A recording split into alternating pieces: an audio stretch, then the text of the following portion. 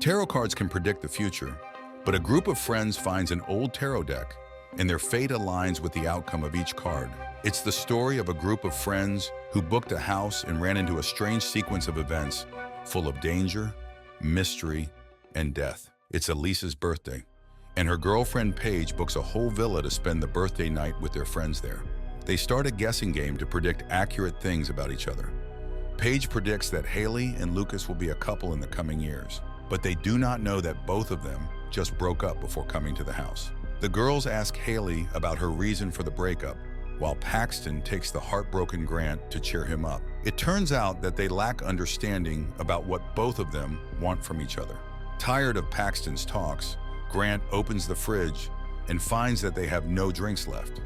The house is far away from the city, and they can't get anything delivered here.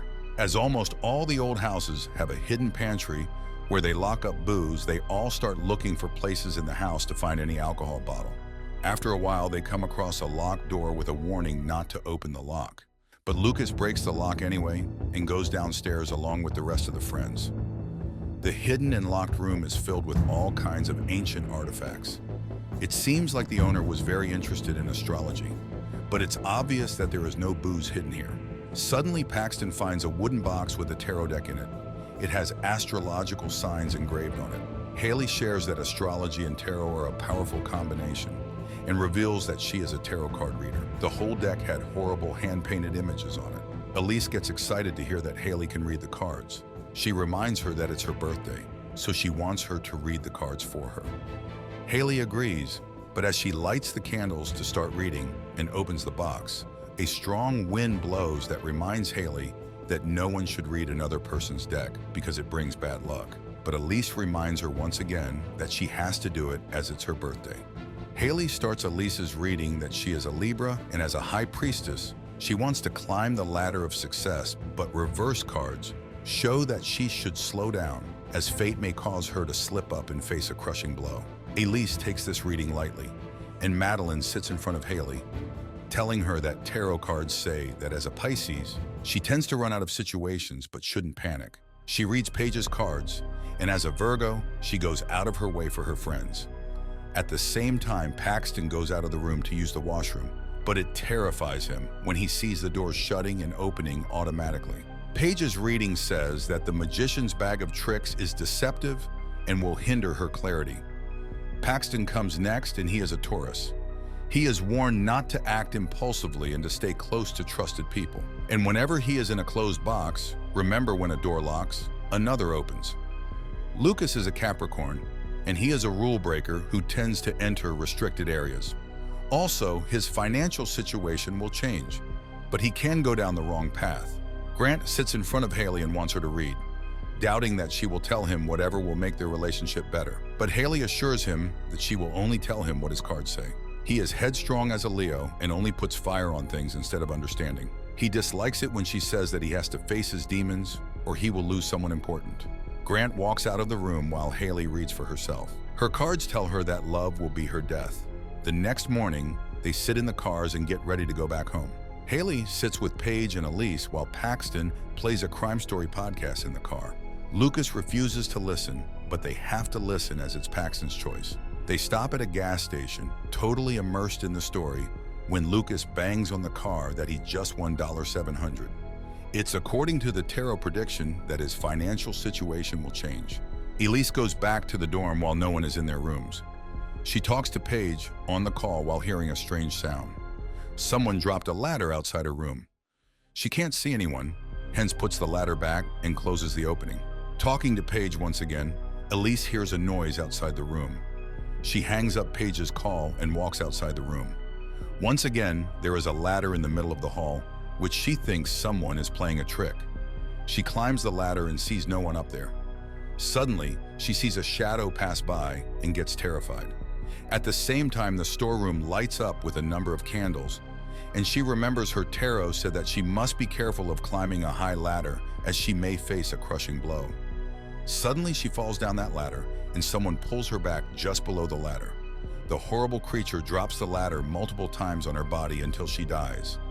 Paige can't believe how Elise dies as she was on call with her the whole night. Haley decides to stay with Paige to accompany her in grief while all else leave. After Paige goes to sleep, Haley cries looking at her recent pictures.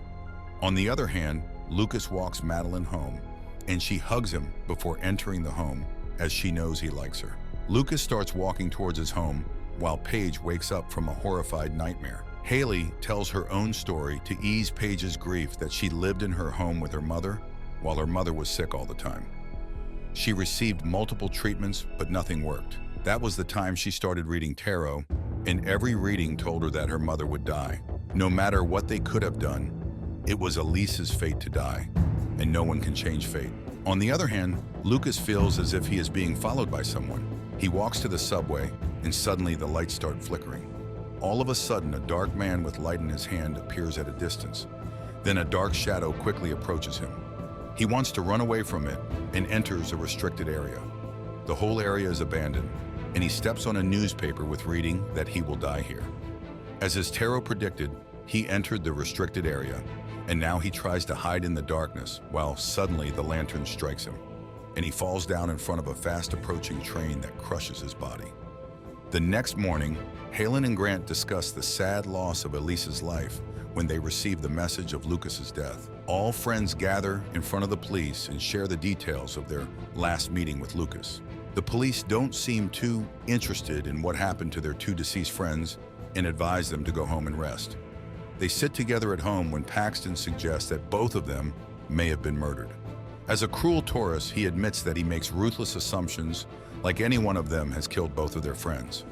They shut him up from speaking recklessly. Halen believes that it was fate that Lucas was a rule breaker and died in a restricted area, while Elise was crushed under the ladder, just as her reading said. Grant does not believe her assumptions, but Halen starts looking on the internet for the outcomes of reading tarot from the mysterious deck they read. She finds that one of the tarot readers can help them, as she is both an astrologer and a tarot reader.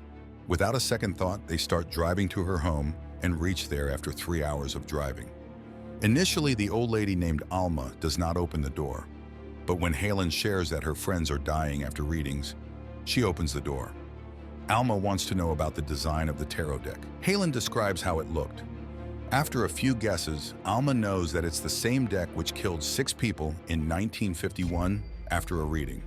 In 1969, 8 people were dead after reading tarot. In 1988, a few friends died after reading tarot in London, and only one survived. She was the survivor because she did not do her own reading. When she knew that the cursed tarot deck killed her friends, it was long gone into the hands of antique dealers who sold it at auction. She wants to search and destroy it to end the curse.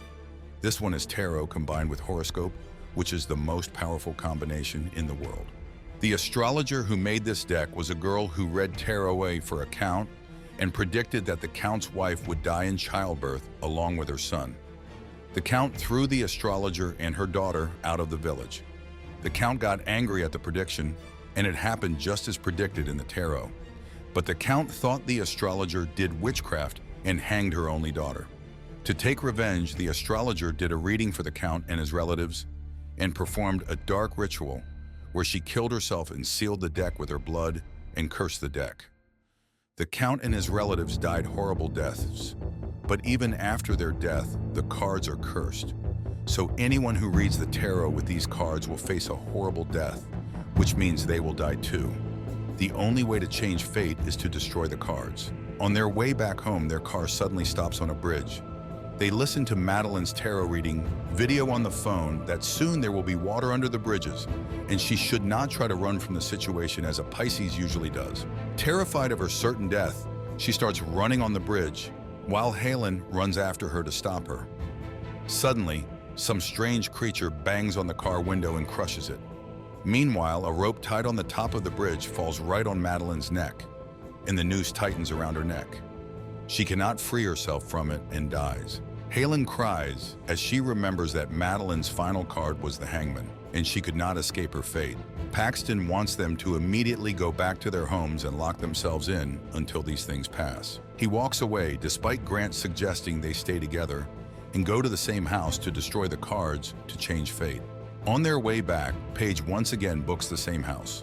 While walking back to the hostel, Paxton sees the strange clown on the stairs bending its neck in a strange way. No one is in his friend's hostel room right now, and he quickly gets the elevator to reach his room. The elevator plays strange tricks and opens on an abandoned floor. Paxton immediately calls Grant for help, but before he could tell where he is, the phone hangs up.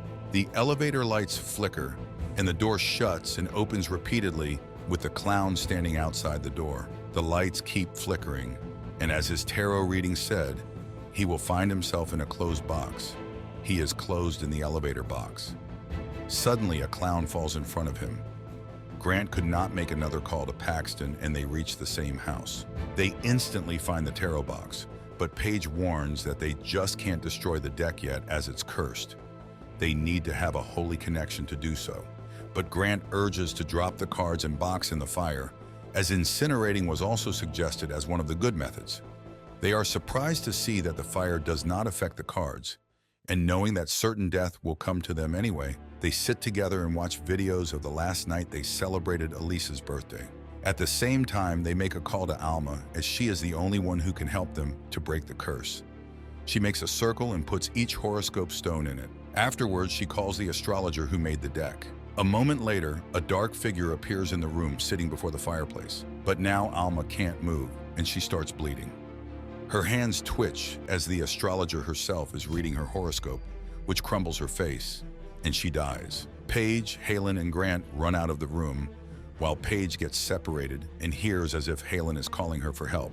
She enters the same storeroom where they found the tarot deck, and a strange light falls over her face.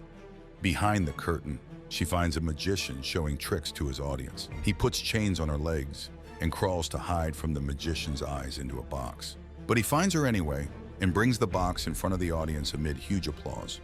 The magician shows a giant axe to the audience as he is about to play the famous trick of splitting the magician's box into two pieces. Despite Paige's crying and pleading, he separates the box into two pieces and kills her.